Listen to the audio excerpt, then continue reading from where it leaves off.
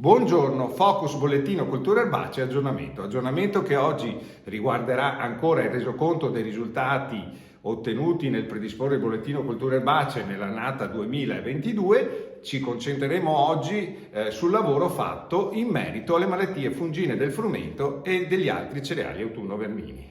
Utilizziamo nella piattaforma dei modelli che riescono a prevedere con giorni in anticipo l'andamento delle infezioni e delle malattie.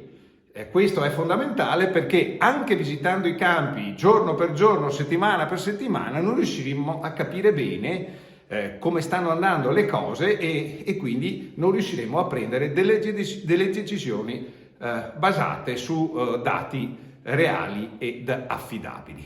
I modelli sono in questo caso quindi fondamentali per prendere buone decisioni. E questi modelli cosa ci hanno detto quest'anno per le principali malattie? Septoria, oidio, varie ruggini.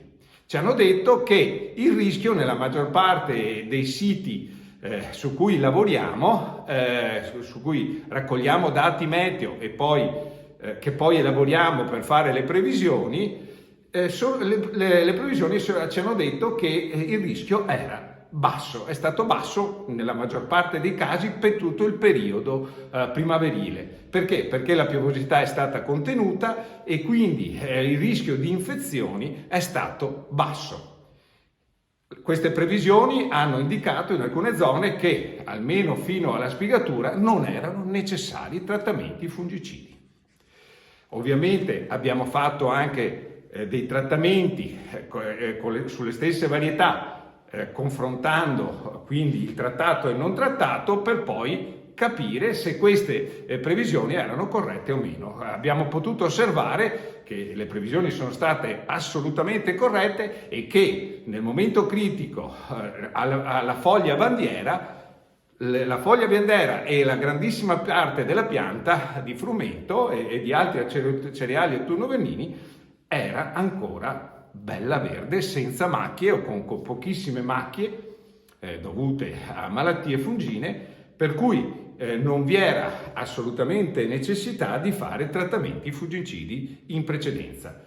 Ciò ha comportato ovviamente anche che non vi fossero differenze fra strisciate e appezzamenti trattati con fungicidi e strisciate e appezzamenti non trattati.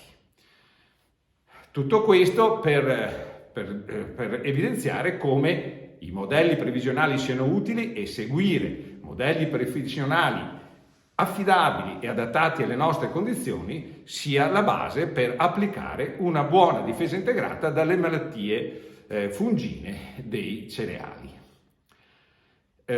Potete trovare risultati con dei numeri nei bollettini colture erbacee che vengono pubblicati sul sito di Veneto Agricoltura www.venetoagricoltura.org oppure ricevendo le mail per avere i bollettini scrivendo a bollettino.erbacee@venetoagricoltura.org. Alla prossima!